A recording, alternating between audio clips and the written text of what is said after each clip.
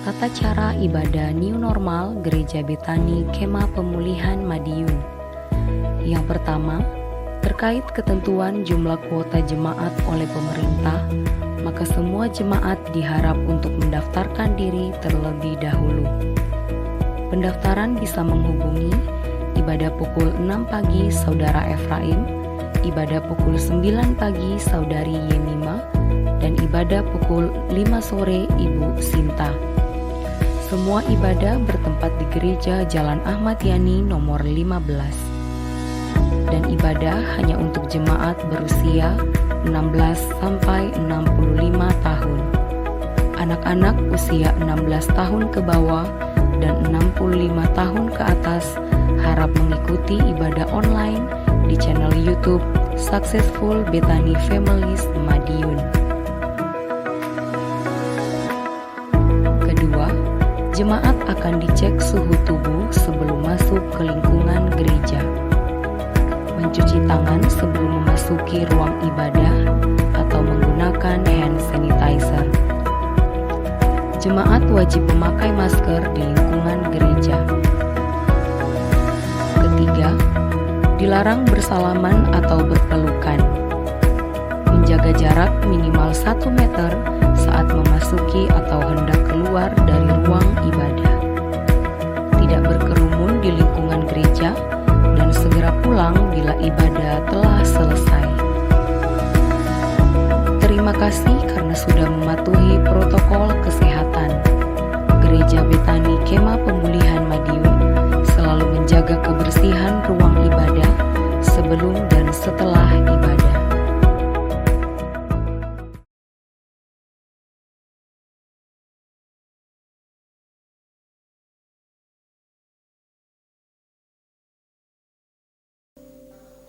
Shalom Bapak Ibu Saudaraku, sekali lagi shalom, selamat malam.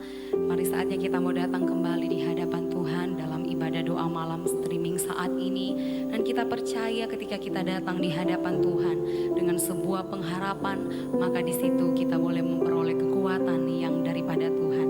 Sama-sama kita mau balas setiap kasih dan kebaikan Tuhan lewat pujian kita, lewat sembah kita yang terbaik. Sama-sama sebelumnya kita mau berdoa di hadapan Tuhan. Bapa, terima kasih untuk segala kasih dan kebaikan-Mu dalam hidup kami ya Tuhan. Malam hari ini kami datang di hadapan-Mu, segenap umat-Mu dari tempat kami masing-masing. Kami rindu membalas setiap kasih dan kebaikan-Mu dalam hidup kami. Tuhan, layakkan hati kami, layakkan kehidupan kami ya Tuhan. Sehingga setiap pujian penyembahan kami boleh menjadi persembahan yang indah dan berkenan di hadapan-Mu ya Bapa. Kami percaya sebab pengharapan kami hanya ada di dalam tangan-Mu. Terima kasih Bapa, kami siap menyembah Engkau hanya di dalam nama Tuhan Yesus. Haleluya. Amin.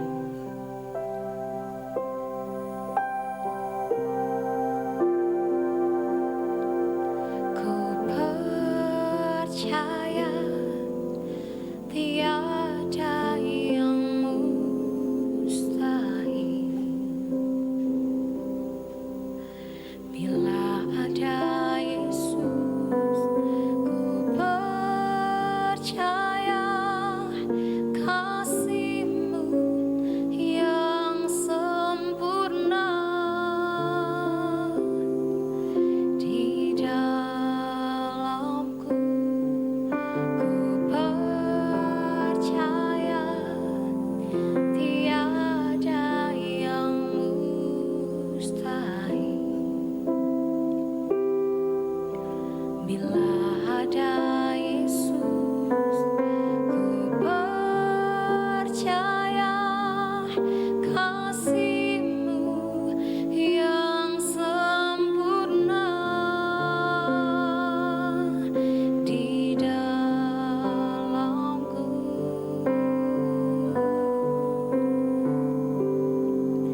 Harapanku dalam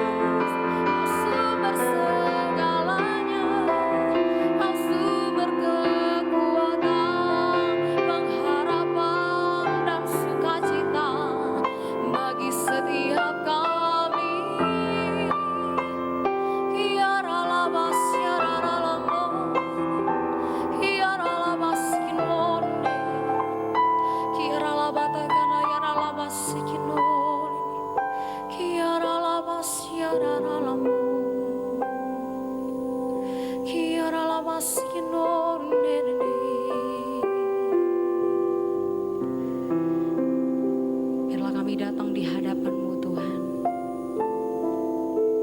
dengan iman yang teguh, dan kami percaya jika kami datang di hadapan-Mu dengan segenap hati kami, dengan segenap kekuatan kami, maka pengharapan itu boleh nyata bagi hidup kami. Kami mau tetap terus pegang janji-Mu ya Tuhan, bahwa kami percaya pengharapan kepada Yesus tak akan pernah sia-sia dan tak akan pernah mengecewakan kami.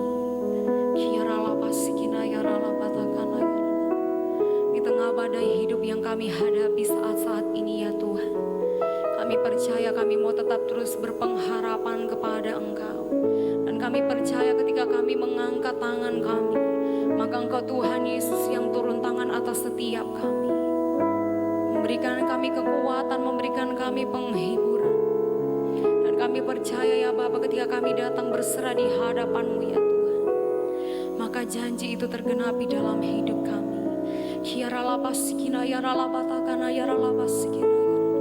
Mari kekasih Tuhan, dari tempat kita masing-masing kita mau mengangkat tangan kita di hadapan Tuhan. Kita mau sembah Yesus. Katakan terima kasih oh Tuhan. Terima kasih untuk segala yang terbaik yang Engkau berikan bagi setiap kami. Pekerjaan yang terbaik, keluarga yang terbaik. Terima kasih oh Tuhan, kami mengagungkan Engkau. Kami mau tinggikan nama-Mu malam hari ini. Kami mau pergunakan kesempatan yang indah untuk kami boleh datang menyenangkan hati-Mu ya Bapa. Biarlah hanya kehendak Tuhanlah yang terjadi atas setiap hidup kami.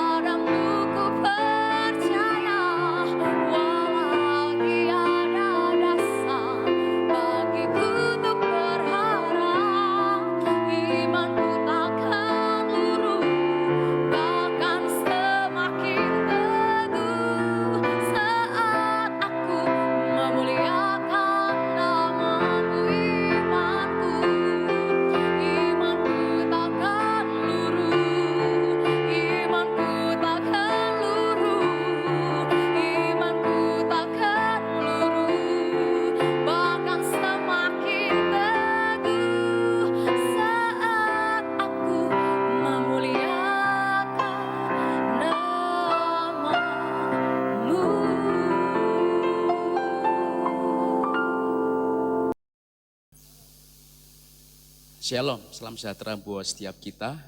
Sidang jemaat yang terkasih dimanapun siap kita berada, puji nama Tuhan jikalau pada saat ini kita bersama-sama, kita akan duduk diam di bawah kaki Tuhan untuk kita boleh menerima akan firman Tuhan yang menjadi kebutuhan bagi setiap kita. Firman Tuhan pasti akan mengubah, firman Tuhan pasti akan memulihkan, membaharui, bahkan juga firman Tuhan akan memberikan setiap kita kemenangan demi kemenangan. Dan kita akan bersama-sama, kita akan berdoa terlebih dahulu untuk kita boleh menerima akan firman Tuhan. Terpujilah Bapa di surga di dalam nama Tuhan Yesus Kristus. Jikalau pada saat ini kau kumpulkan siap kami dimanapun siap kami berada, untuk kami boleh duduk diam di bawah kaki-Mu. Seperti Maria memilih untuk duduk diam di bawah kaki-Mu, memilih yang terbaik untuk menerima akan firman-Mu ya Tuhan. Bila setiap kami pun juga kami boleh bersama-sama, kami juga mau, kami haus, kami lapar akan firman-Mu Tuhan. Buat siap tanah hati kami, tanah hati yang baik ketika benih firman Tuhan diberitakan bagi setiap kami. Sungguh-sungguh Tuhan, setiap kami boleh mengerti. Siap kami juga boleh mempraktekkan di dalam kehidupan kami setiap hari, sehingga siap kami boleh bertumbuh. Bahkan kami juga boleh berbuah lebat bagi kemuliaan akan nama Tuhan. Hamba-Mu yang hendak menyampaikan firman Tuhan, segala persiapannya juga Tuhan yang memperlengkapi, Tuhan yang menyempurnakan. Biarlah apapun yang disampaikan itulah kerinduan Allah bagi setiap kami Tuhan. Firman Tuhan pedang bermata dua bagi siapapun kami Tuhan yang mendengarkan firman Tuhan pada saat ini.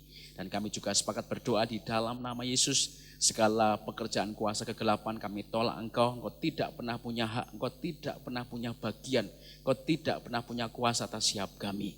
Biarlah hari ini Roh Kudus dengan leluasa boleh bekerja di tengah-tengah setiap kami.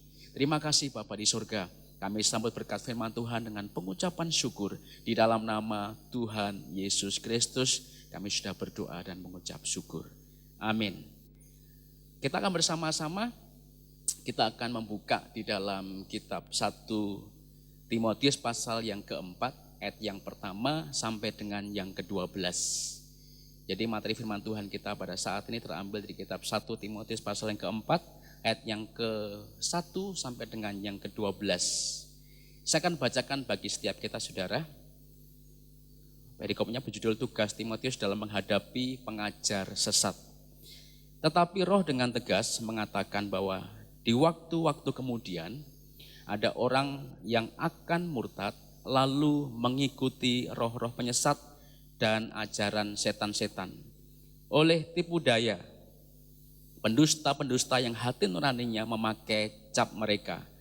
Mereka itu melarang orang kawin, melarang orang makan makanan yang diciptakan Allah, supaya dengan pengucapan syukur dimakan oleh orang yang percaya dan yang telah mengenal kebenaran.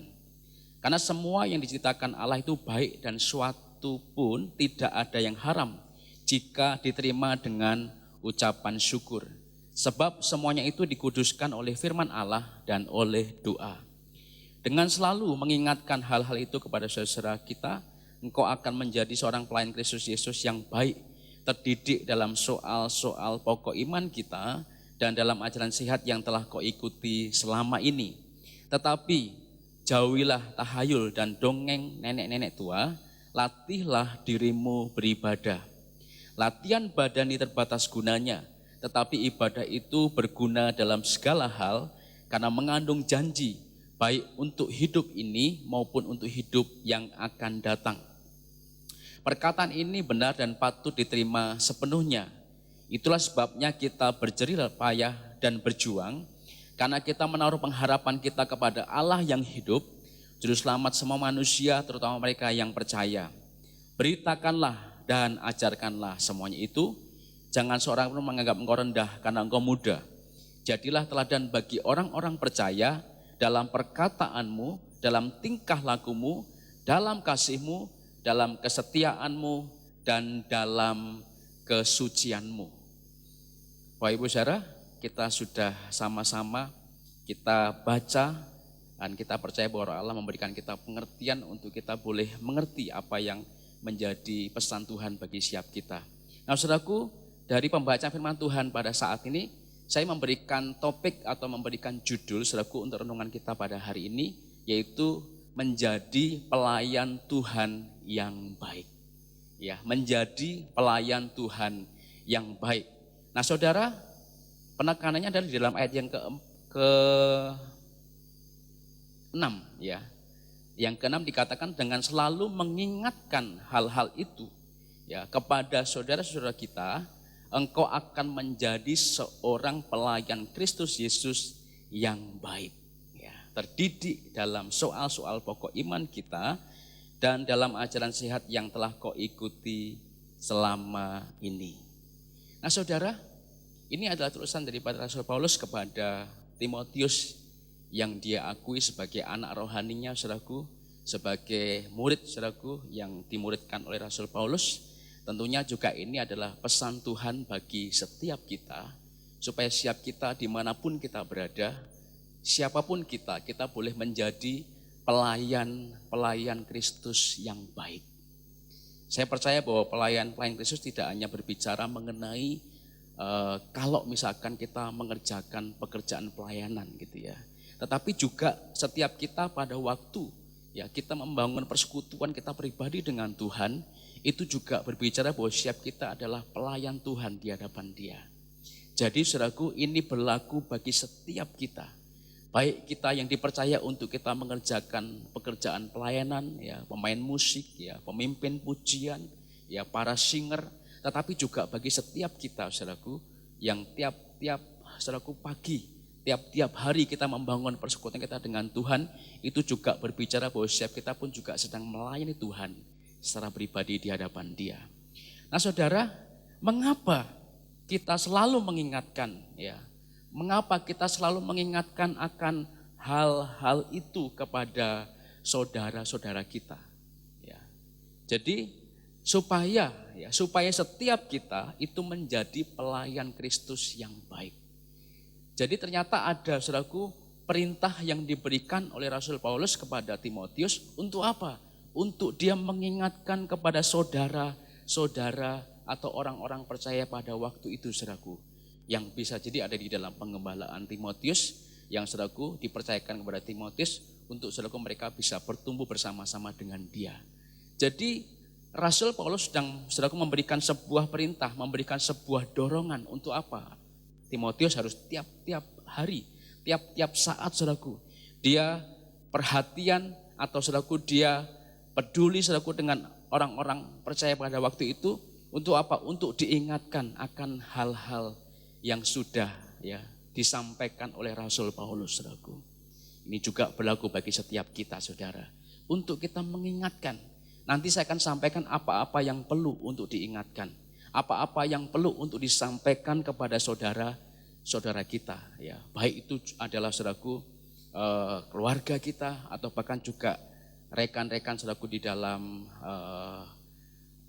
sepelayanan kita, saudaraku, atau juga adalah rekan-rekan sejemaat, untuk kita bisa sampaikan akan hal-hal yang nanti saya akan sampaikan kepada setiap kita. Jadi mengapa kita mesti mengingatkan? Karena supaya setiap kita menjadi pelayan Tuhan yang baik. Pelayan Tuhan yang baik, saudaraku, acuan di sini yang dipakai oleh Rasul Paulus itu adalah di dalam ayat yang ke-12. Seperti apa sih pelayan Tuhan yang baik itu? Dikatakan di dalam ayat yang ke-12, saudara. Itu apa? Dikatakan seperti ini, jangan seorang pun menganggap engkau rendah karena engkau muda. Jadilah teladan bagi orang-orang percaya dalam perkataanmu, dalam tingkah lakumu, dalam kasihmu, dalam kesetiaanmu, dan dalam kesucianmu. Jadi Bapak Ibu saudara, dimanapun siap kita berada, untuk kita bisa menjadi pelayan Kristus yang baik, acuannya yang pertama itu adalah perkataan. Ya. Jadi dulu kita pernah mengenal ada istilah mulutmu adalah harimaumu.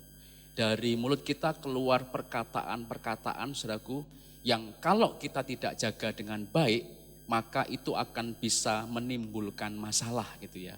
Akan menimbulkan persoalan.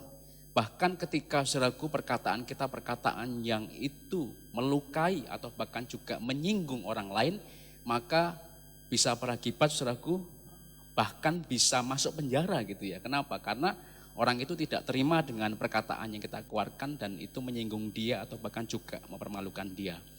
Tetapi saudaraku, zaman sudah mulai berubah ya. Jadi kita sudah mulai masuk ke teknologi yang begitu canggih, saudaraku ya. Jadi ada begitu banyak gadget ya, ada begitu banyak handphone, perangkat-perangkat yang kita bisa pakai, saudaraku, untuk kita bisa bermedia sosial atau bermedsos, saudara. Nah, kita di situ melihat atau kita bisa mengalami bahwa ada perubahan, bukan lagi mulutmu adalah harimaumu, mulut yang menguatkan perkataan ya adalah harimau, tetapi jarimu adalah harimaumu gitu ya. Kadang kalau kita tidak menjaga jari-jari kita dalam kita menulis sesuatu di media sosial, itu juga bisa menimbulkan permasalahan. Intinya juga sama, menyinggung, melukai, atau bahkan juga itu adalah perbuatan yang tidak menyenangkan bagi orang lain. Jadi kita mau sama-sama kita belajar ya untuk kita menjadi pelayan Kristus yang baik, maka kita perlu untuk apa? Untuk kita bisa menjadi teladan atau menjaga perkataan kita dengan baik. Bahkan juga saudaraku pemazmur berkata di dalam Mazmur pasal pertama ayat yang ke-1c dikatakan apa? Berbahagialah siap kita yang tidak duduk dalam kumpulan apa? Pencemooh gitu ya. Mereka saudaraku duduk ya. Ada orang-orang yang mereka duduk-duduk dan saudaraku mereka apa? Berkata-kata tentang orang lain. Entah itu saudaraku apa ya boleh dibilang kayak semacam dia ngomongin hal yang tidak seperti itu sebenarnya. Bisa jadi itu adalah hal-hal yang tidak sebenarnya terjadi atas orang itu, tetapi dihakimi sedemikian rupa sehingga apa? Menimbulkan persepsi negatif ya banyak orang tentang orang yang sedang dibahas itu ya. Jadi saudara, ayo kita mau sama-sama untuk kita belajar menjadi pelayan Tuhan yang baik, pelayan Kristus Yesus yang baik, itu kita menjaga perkataan kita. Seperti saudaraku Timotius, dia menjaga perkataannya saudaraku di dalam kesehariannya. Yang kedua dikatakan untuk kita menjadi pelayan Kristus Yesus yang baik, maka juga kita harus menjaga tingkah laku setiap kita, saudara. Tingkah laku bisa berarti saudaraku itu adalah sesuatu yang dilihat ya oleh orang banyak. Kebiasaan saudaraku yang kita lakukan dan saudaraku itu dilihat oleh orang banyak. Bisa jadi saudaraku tingkah laku yang tidak baik maka akan menimbulkan apa? Menimbulkan hal-hal yang tidak baik sehingga nama Tuhan tidak dipermuliakan di dalam kehidupan kita masing-masing, saudara. Bahkan juga ya Rasul Paulus juga pernah menulis di dalam kitab 1 Korintus pasal 15 ayat 33. Ini sebuah ayat yang tidak asing bagi setiap kita, saudaraku. Dulu waktu saya masih pelajar, ayat ini adalah ayat yang favorit bagi saya, juga bagi kebanyakan teman-teman saya pada waktu itu. Dikatakan bahwa pergaulan yang buruk itu merusak kebiasaan yang baik. Pergaulan yang buruk itu merusak tingkah laku kita yang baik, saudara. Jadi artinya apa? Bahwa kebiasaan atau tingkah laku kita itu saudaraku bisa dipengaruhi oleh apa? Oleh orang-orang yang biasa kita temui. Orang-orang yang biasa kita jumpai. Yang biasa kita saudaraku berbicara, ngobrol-ngobrol dengan mereka. Sehingga apa saudaraku? Sehingga itu bisa merubah. Itu bisa saudaraku mengubah tingkah laku atau kebiasaan kita yang sudah baik. Yang sudah saudaraku kita lakukan. Ya. Jadi saudara, menjadi pelayan Kristus yang baik, menjadi pelayan Kristus Yesus saudaraku yang baik, dibutuhkan yang namanya juga adalah tingkah laku yang juga harus kita jaga dengan baik, saudara. Yang ketiga dikatakan, ya jadilah teladan dalam hal apa? Dalam hal kasih gitu ya. Kasih ini saudaraku adalah boleh dibilang mendominasi ya, hampir di dalam saudaraku pembacaan kitab saudaraku yang ditulis oleh Yohanes, saudaraku ya. Karena kita tahu bahwa Yohanes itu adalah salah satu murid Yesus yang sangat dekat ya dengan dia gitu ya. Bahkan dialah satu-satunya murid saudaraku yang pernah menyandarkan saudaraku ya.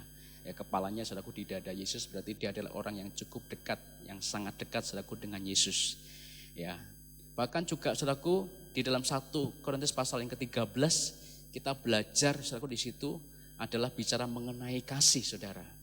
Ya, bahkan juga dikatakan bahwa Rasul Paulus ya di dalam ayat yang pertama, 2 dan 3 di dalam 1 Korintus pasal yang ke-13 dia bicara bahwa kalau tidak ada kasih semuanya sia-sia.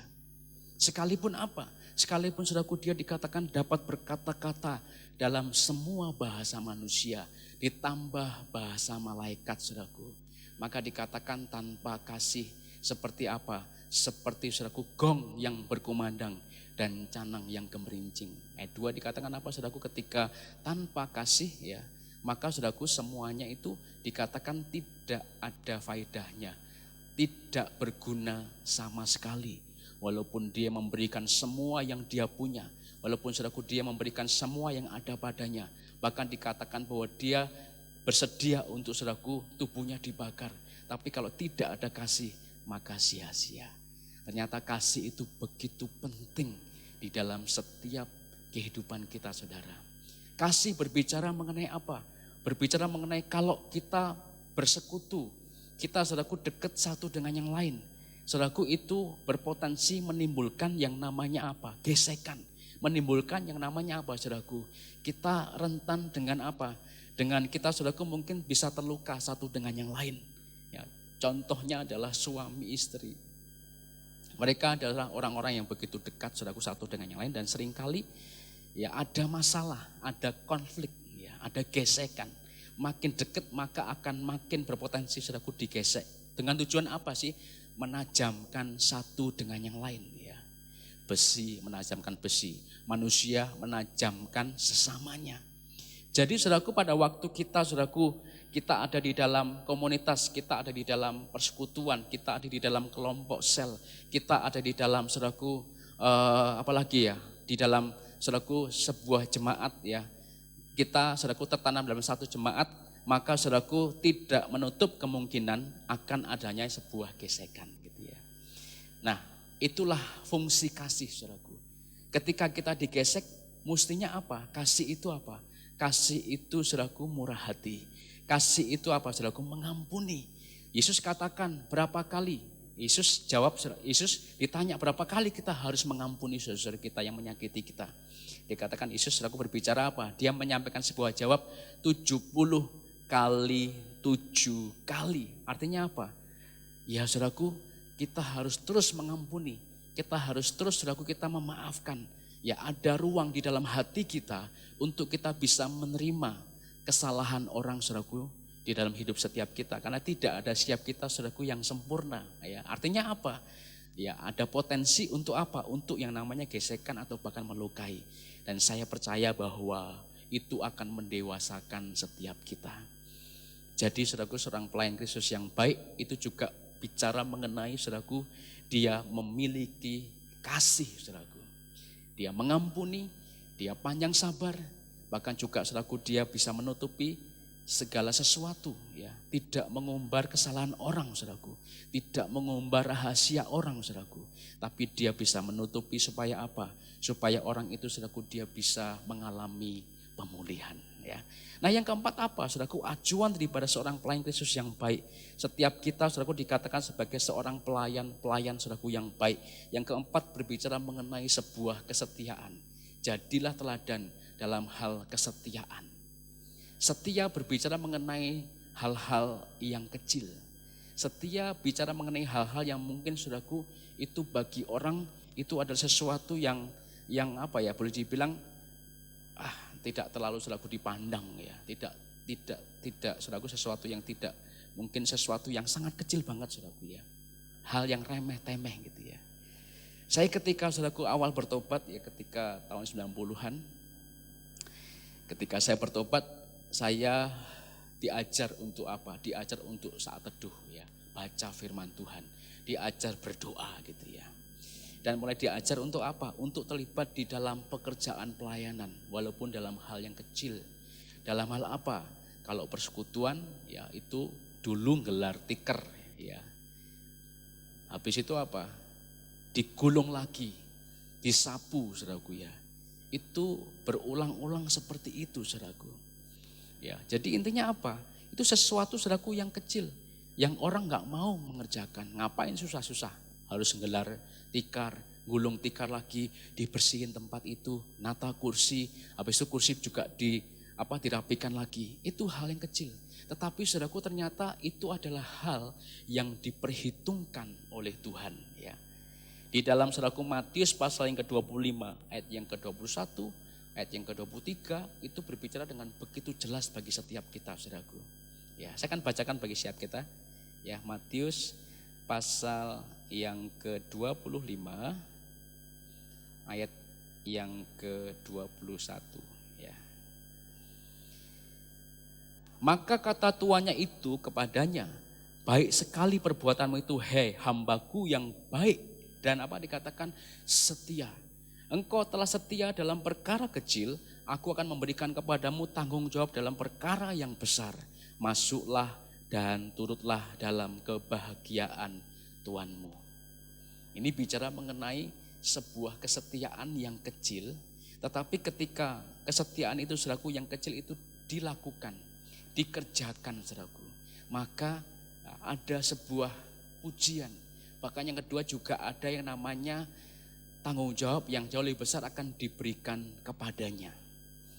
Jadi pelayan Kristus yang baik ya, setiap kita adalah para pelayan Kristus yang baik, maka saudaraku jagalah kesetiaanmu dalam perkara-perkara yang kecil, dalam perkara-perkara yang mungkin orang lain tidak lihat, tidak ketahui. Tetapi Bapamu yang di sorga itu saudaraku dia melihat dari tempat yang tersembunyi dan saudaraku dia akan membalaskan kepada setiap kita. Ini bicara mengenai apa? Bicara mengenai talenta saudaraku yang dipercayakan oleh tuannya ketika dia pergi. Ketika yang 5, ketika yang 2 itu saudaraku dia mengupayakan dan jadi 10 dan jadi 4. Maka saudaraku dikatakan itu baik di mata tuannya. Yang 1 saudaraku malah dihukum ya, oleh tuannya saudaraku. Jadi hari ini saya mau tekankan pelayan Kristus yang baik itu adalah orang-orang saudaraku yang mereka tetap menjadi teladan dalam hal kesetiaan gitu ya. Yang terakhir dikatakan pelayan Kristus yang baik itu adalah orang-orang yang menjadi teladan atau saudaraku dia menjaga kesuciannya. Saya boleh memberikan saudaraku definisi kesucian itu juga bicara mengenai takut akan Tuhan saudaraku. Artinya apa? Artinya bahwa dimanapun dia berada, apapun yang dia lakukan, semua saudaraku ada di dalam pemandangan Tuhan. Ya, semua ada di dalam penglihatan daripada Tuhan. Sehingga dengan saudaraku dia takut akan Tuhan, maka dia memiliki hidup yang suci. Dia memiliki hidup saudaraku yang saleh ya di pemandangan Tuhan. Dan ini saudaraku bisa diambil dari kitab Amsal pasal yang ke-8 ayat yang ke-13 ya. Saya akan bacakan bagi setiap kita Amsal pasal 8 ayat yang ke-13. Beginilah bunyi firman Tuhan bagi setiap kita. Amsal pasal 8 ayat yang ke-13. Saya akan cari dulu.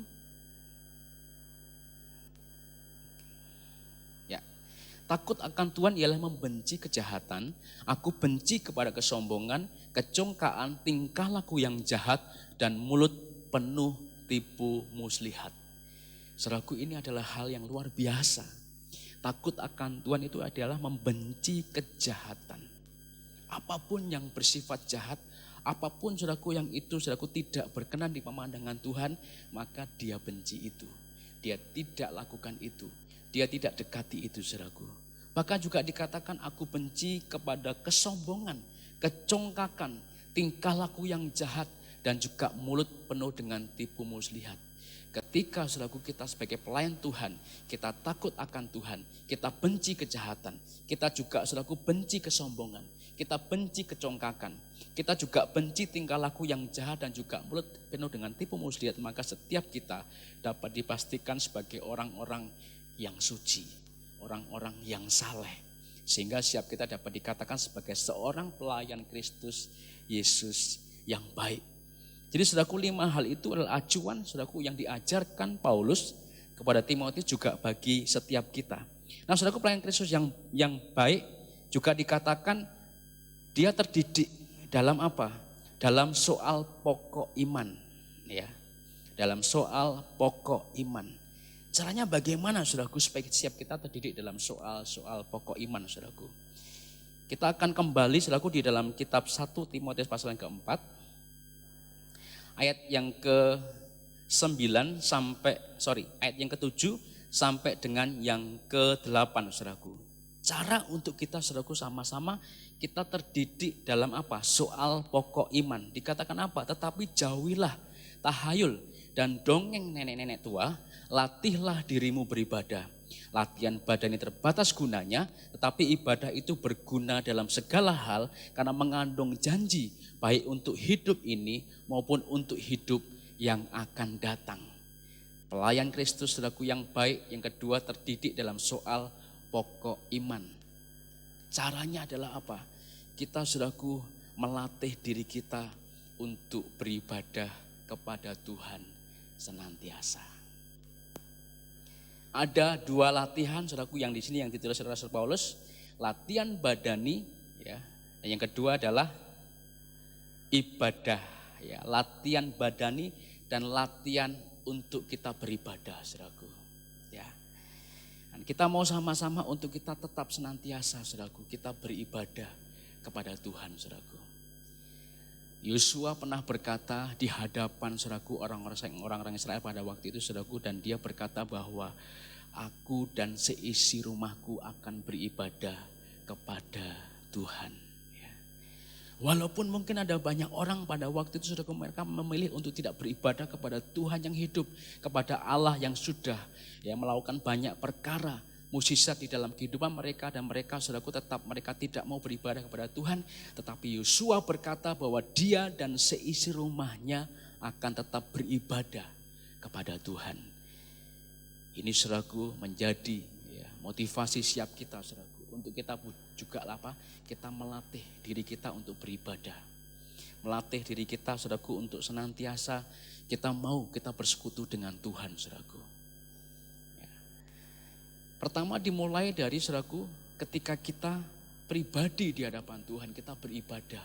Kita membangun persekutuan dengan Tuhan pribadi. Kita berdoa kepada Tuhan. Kita baca firman Tuhan. Bahkan kita pun juga bisa bersama-sama dengan keluarga. Kita berdoa, kita baca firman Tuhan.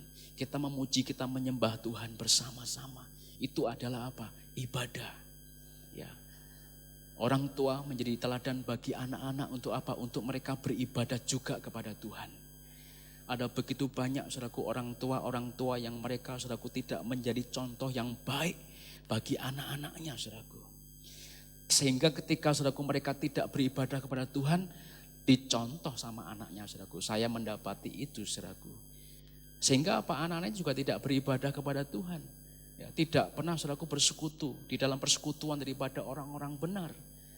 Kenapa? Karena orang tuanya pun juga sama, tidak beribadah, tidak bersekutu, saudaraku. Maka itu jadi teladan yang tidak baik, saudaraku, bagi anak-anaknya.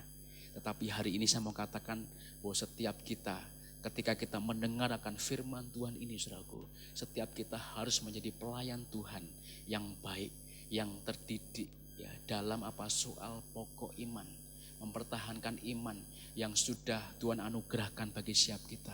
Mempertahankan iman di dalam Yesus Kristus yang sudah diberikan bagi setiap kita. Dengan apa? Dengan kita beribadah kepada Tuhan, saudaraku. Bahkan, saudaraku, di dalam kitab 1 Petrus pasal yang kelima, ayat yang ke-7, ayat yang kelima, 1 Petrus, saudaraku, dikatakan di situ bahwa tambahkan iman. Di atasnya itu pengetahuan. Tambahkan iman, saudaraku, di atasnya penguasaan diri, kesalehan, kasih akan saudara, bahkan juga kasih akan semua orang. Artinya Iman yang terus bertumbuh di hadapan Tuhan, saudaraku, ya. Jadi yang kedua terdidik dalam soal pokok iman, Kita melatih diri kita untuk terus kita beribadah kepada Tuhan.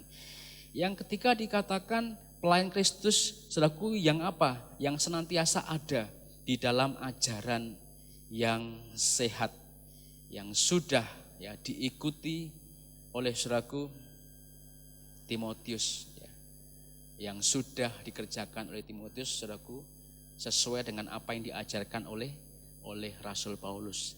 Ajaran yang sehat, saudaraku, itu acuannya adalah ayat yang ke-9 sampai dengan yang ke-10. Perkataan ini benar dan patut diterima sepenuhnya.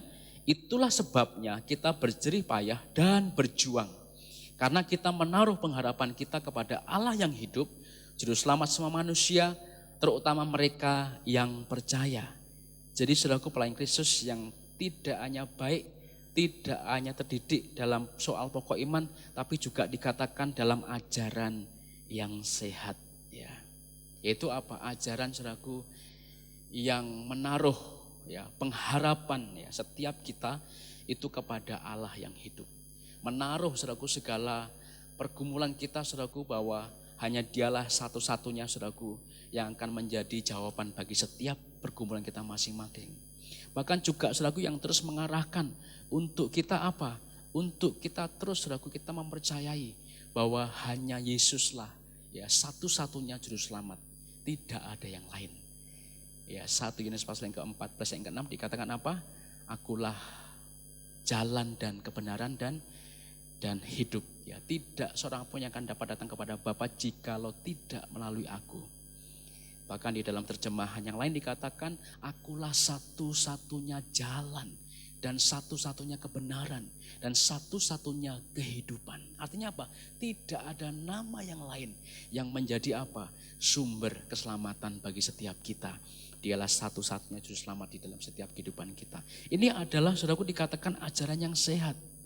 Ajaran yang saudaraku kan membuat apa kerohanian kita itu pun juga boleh bertumbuh dengan baik saudara. Bahkan saudaraku di dalam Matius pasal 28 ayat 19 sampai dengan 20 sebelum Yesus naik ke surga dia katakan apa? Pergilah jadikanlah semua bangsa muridku ya, dan baptislah mereka dalam nama Bapa dan Anak dan Roh Kudus. Dikatakan apa lagi saudaraku? Dan ajarlah mereka melakukan segala sesuatu yang telah kuperintahkan kepadamu. Dan ketahuilah aku menyertai kamu senantiasa sampai kepada akhir zaman. Yesus katakan apa? Ajarlah mereka melakukan segala sesuatu yang telah kuperintahkan kepadamu.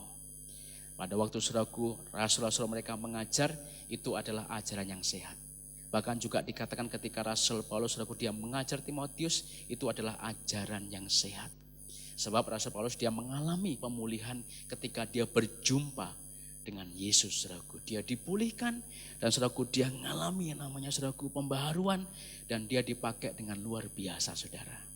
Saya mau katakan saudaraku, ayo kita mau sama-sama kita saudaraku terus kita ada di dalam ajaran yang sehat. Sehingga kita akan terus kita boleh bertumbuh semakin serupa seperti Kristus.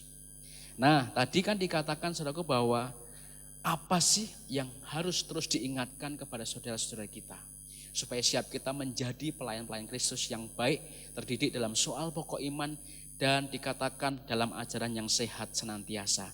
Nah, yang perlu untuk sama-sama kita terus ingatkan satu dengan yang lain pada saudara kita selalu dikatakan yang pertama itu adalah ayat yang ke-1 dan yang kedua saudara. Tetapi Roh dengan tegas mengatakan bahwa di waktu-waktu kemudian ada orang yang akan murtad lalu mengikuti roh-roh penyesat dan ajaran setan-setan. Oleh tipu daya pendusta-pendusta yang hati nuraninya memakai cap mereka. Yang pertama yang harus kita ingatkan senantiasa kepada saudara seiman kita, kepada orang-orang yang ada di sekitar kita, kepada orang-orang yang kita kasihi saudaraku. Dikatakan yang pertama itu adalah adanya kemurtatan oleh penyesat-penyesat. Berarti saudaraku zaman daripada saudaraku orang-orang percaya dahulu saudaraku, zaman Rasul Paulus, zaman Timotius, zaman para rasul saudaraku sudah ada yang namanya kemurtatan. Sudah ada yang namanya penyesat-penyesat saudaraku yang mengalihkan dari jalan Tuhan kepada pengajaran yang lain. Bahkan juga ini juga ada di dalam di era kita juga ada saudaraku. Ada begitu banyak pengajaran yang mencoba untuk mengalihkan ya iman kita dari Yesus kepada yang lain saudara.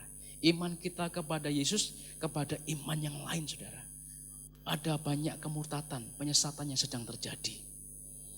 Bahkan di dalam zaman dulu, ya pada waktu zamannya Rasul Paulus, pada waktu zamannya Yesus juga, ya kita pernah mengenal ada satu pribadi yang bernama Yudas Iskariot, saudaraku. Dia orang saudaraku yang meninggalkan Yesus. Bahkan juga dia adalah orang saudaraku yang menyerahkan Yesus. Untuk apa? Untuk ditangkap. Untuk apa? Untuk habis itu saudaraku dikatakan dianiaya bahkan juga akhirnya disalibkan, saudaraku. Dia orang yang mengkhianati Yesus. Dia orang yang meninggalkan Yesus, saudaraku. Dia orang, saudaraku, yang dikatakan dia murtad, saudaraku. Yohanes pasal 13 yang kedua. Saya sudah kutip di sini, dikatakan mereka sedang makan bersama dan iblis telah mengembisikan rencana dalam hati Yudas Iskariot, anak Simon, untuk mengkhianati dia. Ternyata kemurtatan, saudaraku, pemurtatan ya. Orang yang tersesat, saudaraku, itu bukan orang yang biasa-biasa. Dikatakan salah satu murid Yesus pun juga mengalami hal itu, saudara. Berarti kemurtatan oleh adanya para penyesat, saudaraku, itu bisa menimpa siapa saja. Makanya perlu untuk apa? Untuk kita senantiasa, kita saling mengingatkan satu dengan yang lain. Dan biasanya, saudaraku, kemurtatan itu tidak terjadi dengan tiba-tiba. Tetapi, saudaraku, itu melalui sebuah proses yang cukup panjang. Ya, makanya, saudaraku, ketika saudara kita mengingatkan kita untuk apa? Untuk kita setia, untuk kita kembali bertekun berdoa, kembali bertekun baca firman Tuhan, untuk kita pun juga kembali setia di dalam persekutuan, di dalam ibadah, supaya apa? Supaya kita tetap bertumbuh dengan baik. Sehingga kita tidak akan mudah untuk apa? Untuk kita disesatkan oleh, saudaraku, pengajaran-pengajaran yang, saudaraku, itu tidak sesuai dengan iman kekristenan, saudaraku, tidak sesuai dengan iman kita di dalam Yesus ya. Bahkan juga, saudaraku, tidak hanya salah satu murid Yesus yang bernama Yudas Iskariot, tetapi juga ada lagi seorang teman daripada Rasul Paulus, saudaraku. Namanya itu adalah Demas, saudara. 2 Timotius pasal yang keempat ayat yang ke-10. Ya, karena Demas telah mencintai dunia ini dan meninggalkan aku.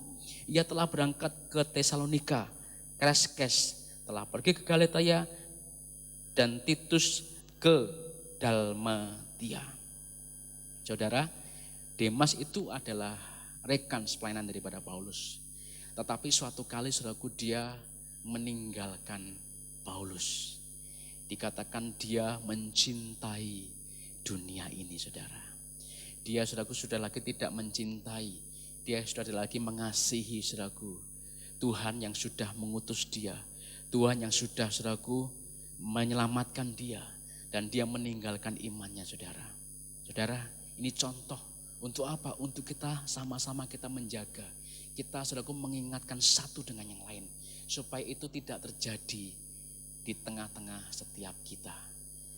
Oleh sebab itu, saling mengingatkan satu dengan yang lain, saudaraku, itu adalah hal, saudaraku, yang ditekankan oleh Rasul Paulus kepada siap kita, supaya siap kita menjadi para pelayan yang baik, terdidik dalam soal pokok iman, dan dikatakan kita ada di dalam pengajaran yang sehat.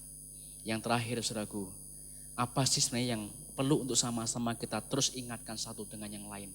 Ayat yang ketiga sampai 5, saya akan bacakan bagi siap kita.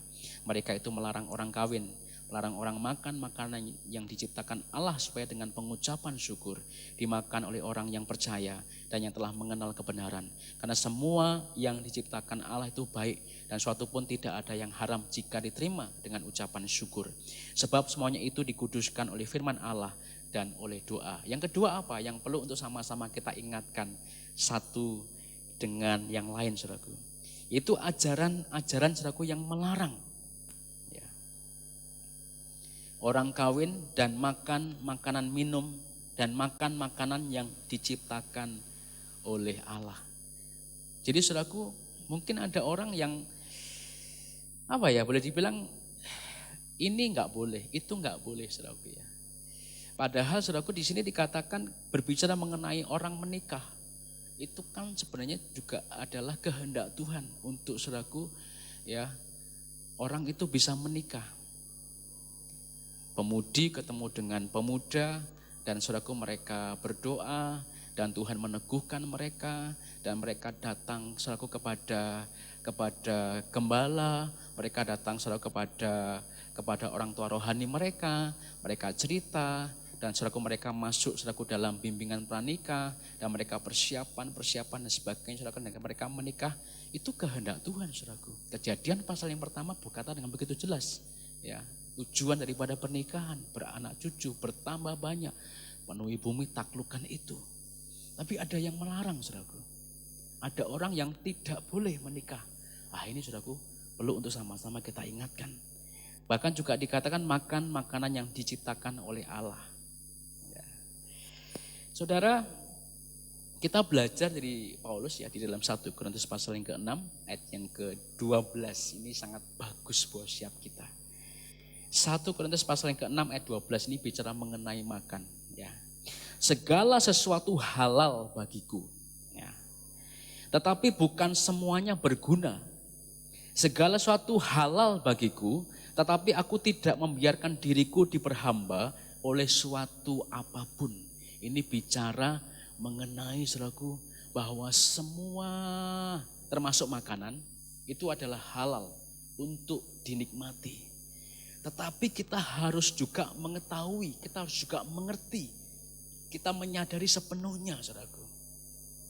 Bahwa tidak semua makanan yang kita boleh makan itu baik bagi tubuh kita saudara. Contohnya itu adalah saya sendiri saudara. Ya, saya saudaraku kurang lebih sekitar 3 minggu yang lalu saya diajak saudaraku oleh jemaat untuk makan duren saudaraku ya. Di sebuah sentra saudaraku duren yang ada di daerah timur saudaraku ya, itu masuk ke sebuah sentra ya. Di sana saudaraku ada sentra, ada tempat-tempat saudaraku orang jualan duren ya. Dan memilih salah satu tempat saudaraku. Dan ketika saudaraku makan, saya menikmati. Tetapi sampai satu titik saya merasa bahwa kok saya merasa pusing ya. Kok saya merasa ada yang aneh dengan tubuh saya. Maka saya saudaraku berhenti deh. Saya enggak teruskan makan duren itu saudaraku. Saya hanya merasa bahwa wah ini kayaknya kok darah tinggi ya. Maka saya tidak meneruskan itu saudara. Kenapa? Karena itu akan membuat tubuh saya, maka akan membuat kesehatan saya terganggu saudaraku. Saya stop, saya minum air putih, selesai. Lainnya masih makan saudaraku, silakan. Artinya apa? Bahwa sekali lagi semuanya itu adalah halal. Tetapi tidak semuanya saudaraku itu berguna. Artinya kita saudaraku makan secukupnya saja. Tidak perlu berlebihan saudara. Apalagi saudaraku orang yang sudah usia lanjut, dia tidak bisa makan sembarang makanan saudara. Atau orang-orang yang mereka saudaraku punya penyakit saudaraku, yang mungkin penyakit dalam, darah tinggi, atau bahkan juga jantung, paru-paru tuh, dan juga saudaraku mungkin penyakit-penyakit lain saudaraku ada beberapa pantangan makanan yang tidak bisa dimakan. Walaupun itu bisa halal, tetapi saudaraku itu mungkin kurang berguna.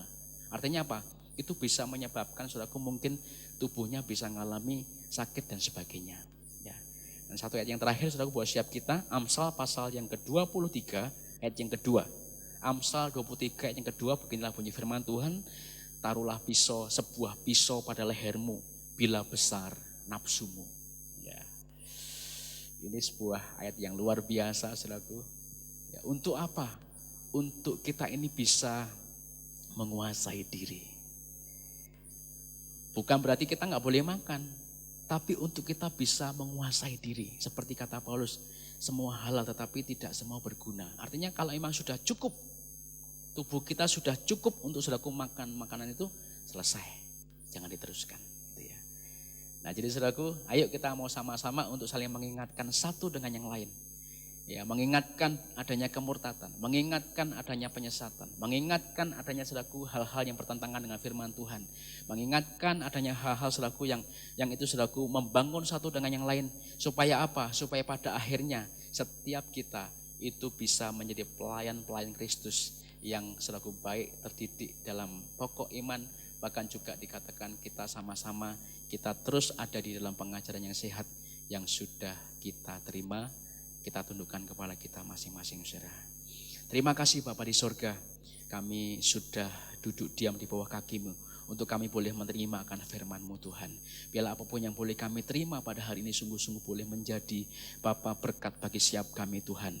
Siapapun kami Tuhan, kerinduan Tuhan adalah bahwa siap kami menjadi para pelayan Kristus yang baik, yang terdidik dalam soal pokok iman, bahkan juga yang sungguh-sungguh Tuhan, setiap kami ada di dalam pengajaran yang sehat, yang sudah kami lakukan, yang sudah kami kerjakan senantiasa. Tolong siap kami Tuhan, Tolong setiap pribadi, tolong setiap keluarga demi keluarga yang ada Tuhan. Bila sungguh-sungguh Tuhan setiap kami boleh mengingatkan satu dengan yang lain Bapa.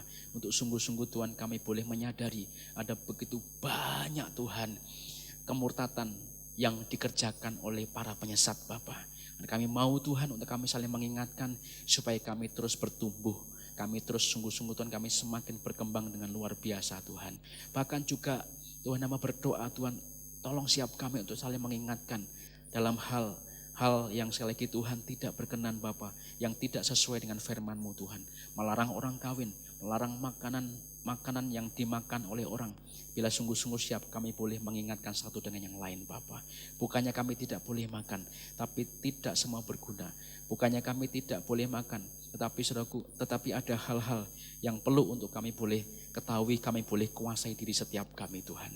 Terima kasih Bapa di surga yang akan mematahkan firman Tuhan di dalam hidup setiap kami Tuhan. Buat siap kami dimanapun juga kami berada, kami boleh mengerti, kami boleh memahami. Roh Kudus yang memberikan kami pengertian, kekuatan untuk kami boleh melakukannya di dalam setiap kehidupan kami Tuhan. Terima kasih Bapa di surga, berkati siapapun kami Tuhan. Berkati pribadi keluarga, berkati siapapun kami yang mendengar firman Tuhan, yang melihat, yang sekali lagi Tuhan mengikuti ibadah pada hari ini Tuhan. Terima kasih Bapa di surga. Sekali lagi Tuhan kami percaya pertolongan Tuhan akan terjadi bagi setiap kami, untuk kami boleh mengalami, untuk kami boleh mengerjakan akan firman-Mu, untuk kami boleh mempraktikkan akan firman-Mu Tuhan. Terima kasih Bapa di surga. Kami kembalikan segala hormat dan kemuliaan-Nya bagi Engkau. Di dalam nama Tuhan Yesus Kristus kami sudah berdoa dan mengucap syukur. Haleluya. Amin.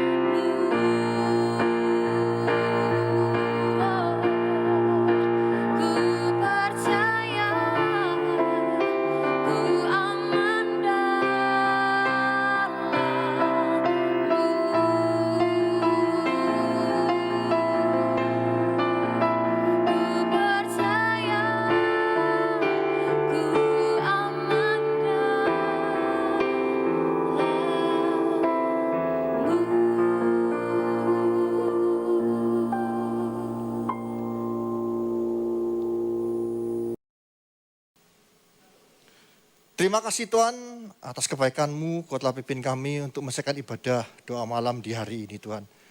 Kami percaya Tuhan, biarlah Tuhan firman-Mu terus menguatkan kami sebagai anak-anak-Mu untuk Tuhan terus belajar percaya dan taat kepada Engkau Tuhan. Kami percaya Tuhan, berikan Tuhan petunjuk melalui firman-Mu terus, dan kami percaya Kau kuatkan kami Tuhan untuk menjadi orang-orang yang tangguh. Terima kasih Tuhan, Kau juga terus berkati hamba-Mu yang telah menyampaikan firman-Mu, supaya terus Tuhan dalam setiap kehidupannya, di dalam keluarganya, di dalam setiap pelayan Kau buat berhasil untuk kemuliaan nama-Mu saja Yesus. Kami juga berterima kasih atas kebaikan-Mu sehingga Kau terus Tuhan memberikan berkat-Mu bagi setiap jemaat umat ini, sehingga Tuhan Kau terus pelihara kami semua. Dan biarlah Kau berikan kekuatan yang baru senantiasa dalam menghadapi apapun permasalahan kami Tuhan. Kami percaya Tuhan, Kau terus memberkati kami Tuhan di dalam keluarga kami, pekerjaan kami, bisnis kami, pendidikan kami, pelayanan kami, apapun yang kami lakukan berhasil karena Engkau. Terima kasih Tuhan. Kami juga terus berdoa Tuhan bagi pemerintah negara ini untuk terus Kau berikan hikmat-Mu kepada Bapak Presiden bersama seluruh staf jajarannya. Supaya Tuhan dapat menyelesaikan setiap permasalahan yang terjadi hari-hari ini. Kami percaya Tuhan Kau mencintai bangsa ini dan kami percaya Tuhan Kau bukakan jalan bagi kami semua. Terima kasih Tuhan. Urapi hamba-Mu yang akan Tuhan meminta berkat bagi jemaat-Mu dimanapun kami berada.